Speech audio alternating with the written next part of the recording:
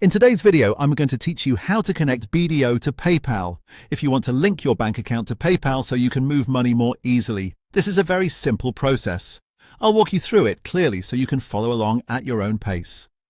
Before you begin, make sure you're already signed into your PayPal account and that your BDO account details are ready, since you'll need to enter them accurately during the setup. Once you're inside your PayPal account, look at the top bar of the page and click on Wallet. This is the section where PayPal lets you manage your payment methods, including cards and bank accounts. If you're using a mobile device, the layout may look slightly different, but the goal is the same. You need to open the wallet area to manage linked payment options. After that, select Link a Bank. This will open the option to connect a bank account directly to your PayPal profile.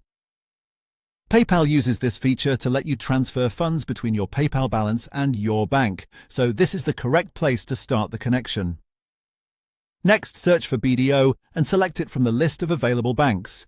Take your time here and make sure you choose the correct bank. Since many banks may appear in the search results, selecting the right one is important to avoid any setup issues later. Once you've selected BDO, enter your account details. Be careful when typing in your information and double-check everything before moving forward.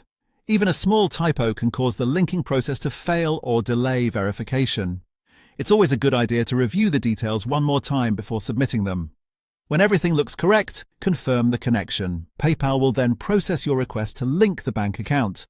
In some cases, the bank may appear connected right away, while in others, PayPal may require a short verification step, depending on your account status or region. Just follow any on-screen prompts if they appear, and there you go, your BDO account is now connected to PayPal. That's all there is to it.